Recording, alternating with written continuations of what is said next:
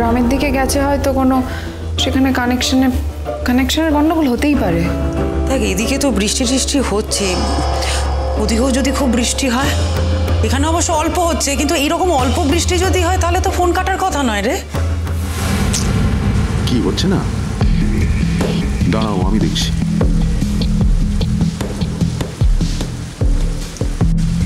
না, কোনোভাবেই কানেকশন হচ্ছে না। মিটি মাস্ট বি ভেরি ওয়ারিড। আরে কি রে বাবা, চেষ্টা কর না, একবার যখন ফোনটা লেগে কেটে গেছে আবার করবি। কর। দাঁড়াও 1 মিনিট দাঁড়াও, ওই দিক থেকে মাও তো ফোন করতে পারে, তাতে ক্রস কানেকশন হয়ে যাবে। তুই কর না, দাঁড়াও। কি হলো? কিছুতেই ফোনে পাচ্ছি না। এই যে আমাদের দেরি হচ্ছে সেটা জানাতে পারলে একটু ভালো হতো। কিছুতেই নেটওয়ার্ক লাগছে না। তুমি একটা কাজ করো, তুমি না একটা টেক্সট করে দাও যে আমরা ঝড় বৃষ্টিতে আটকে গেছি, বুঝতে পেরেছো? নেটওয়ার্ক পেলেই ওরা টেক্সটটা পেয়ে রিং ব্যাক করতে পারবে। কেমন? সেই দিনের কথা ভুলবি কি রে, 20 বছর আগের কথা। দাদা, আমার নতুন জামা হবে না? ঠাম্মা ও ঠাম্মা, পুজোতে এবারে আমাদের নতুন জামা হবে না?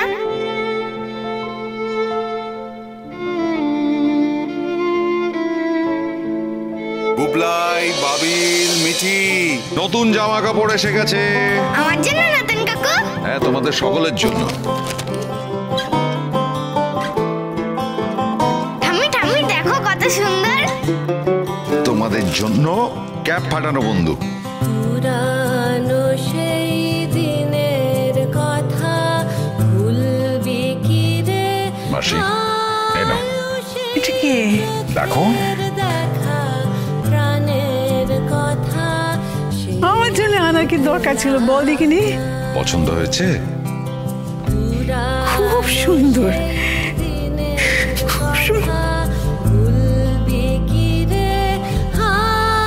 নতুন ঠাকুরপো, তুমি ছিলে বলেই পুত্রহারা মা ছেলে পেয়েছে।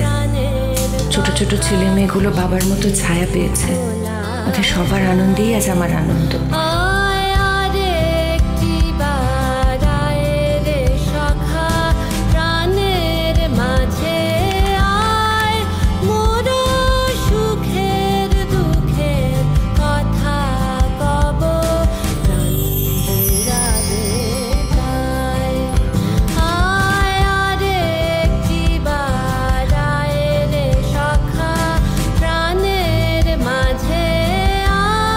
চিরসখা হয়ে ওঠার কাহিনী। হ্যাঁ গো, আজকে ফিরতে পারবো তো? সেটাই তো বুঝতে পারছি না। কি করে বলবো বলো তো, যা ঝড় বৃষ্টির অবস্থা, এদিকে রাস্তাঘাট কেমন কে জানে। গাড়িও তো আমায় আস্তে আস্তে চালাতে হচ্ছে।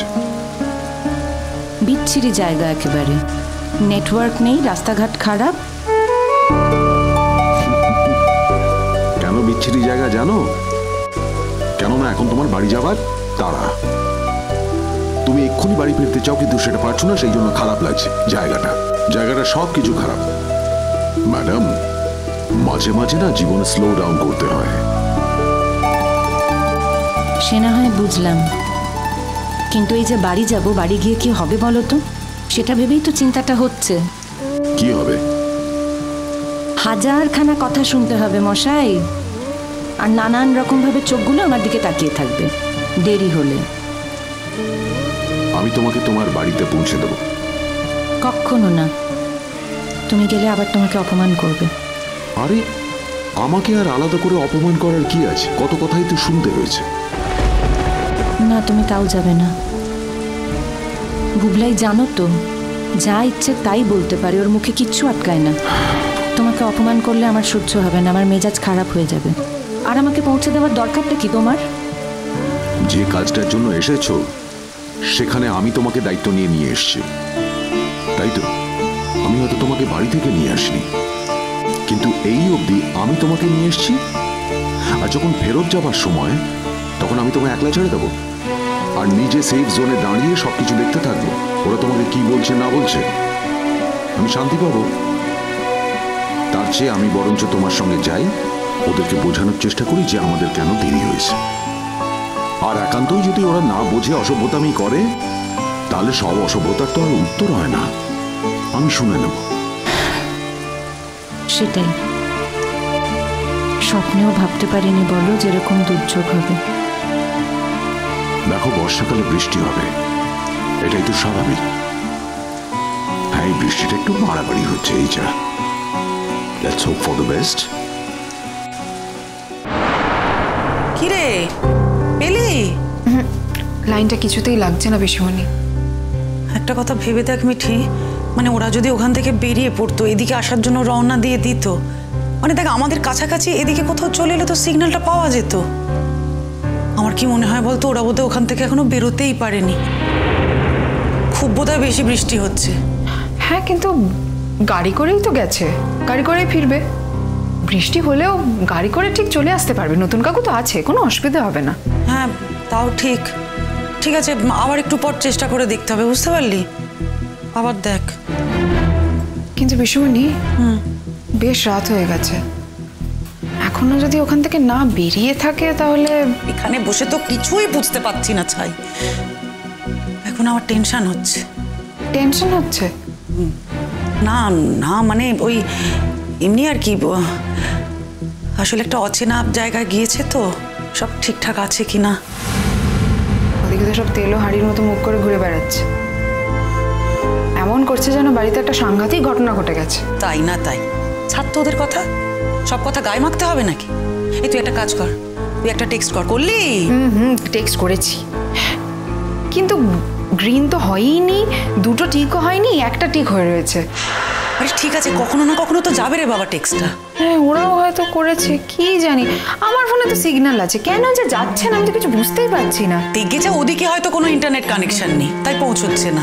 হ্যাঁ, সেটা তো হতেই পারে, সেটা হতেই পারে। দেখি আমি টেক্সটটা এমনি করে রাখি, দেখি কি হয়। শোনো না, আমি একটা টেক্সট করে দিলাম, বুঝতে পেরেছো?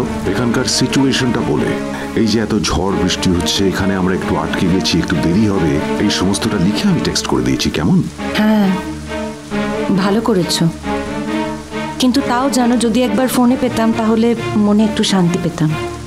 মানে মুখে বুঝিয়ে ওদেরকে বলতে পারতাম না যে আমাদের দেরি হচ্ছে, আমরা একটুখানি আটকে গেছি, সময় লাগবে বাড়ি ফিরতে। আমি বুঝতে পারছি। শোনো, আমরা যত তাড়াতাড়ি এখান থেকে সম্ভব বেরোনোর চেষ্টা করছি। আগে আমরা একটা কাজ করি, আমরা রিসর্টের দিকে চলে যাই, ঠিক আছে? ওখানে কিছু খাওয়া দাওয়া করে আমরা ঝপ করে বেরিয়ে যাব, ঠিক আছে? ততক্ষণে হয়তো ঝড় বৃষ্টিও থেমে যাবে। আমারও তাই মনে হয়, নিশ্চয়ই এই দুর্যোগটা থেমে যাবে। একটু মুখটা হ্যাপি করো, কিছু তো করার নেই, স্মাইল, আমি তো আছি।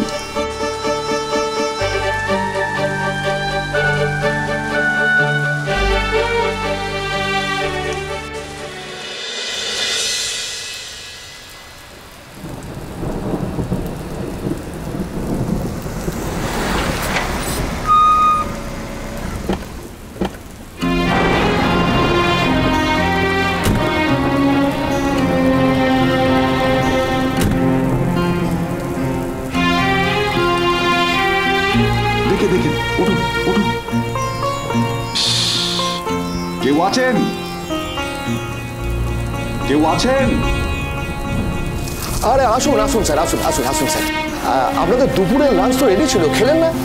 আই এম ভেরি সরি, আসলে আমরা যে কাজটা করতে এসেছিলাম তাতে একটু আটকে গেছিলাম। আসলে উনি ফটোগ্রাফি করতে এসেছিলেন তো, ছবি তুলতে তুলতে দেরি হয়ে গেল, তার মধ্যে বৃষ্টি। আপনার খাবারটা রেডি করুন। রাত হয়ে গেছে, তা আজ আপনারা থেকে যাবেন তো? না, আমরা আজ রাত্রে আর থাকতে পারবো না, যত রাতই হোক আমাদের ফিরতে হবে। আপনি বরঞ্চ একটা হেল্প করতে পারেন, বুঝতেই তো পারছেন আমরা ভিজে একদম চুপচুপে হয়ে গেছি। একটু আগুনের ব্যবস্থা করতে পারেন, এই জামা কাপড়গুলো একটু শুকোতে হবে, আমাদের কোনো চেঞ্জ নেই। হ্যাঁ হ্যাঁ, শিওর শিওর। এই ভগীরথ, একটু আগুনটার ব্যবস্থা করো তো, যাও। Thank you so much. আপনি ম্যাডামকে একটু রুমে নিয়ে যান, আমি একটু আসছি। কোথায় যাচ্ছ তুমি? একটা ছোট্ট কাজ আছে, তুমি যাও, আমি আসছি।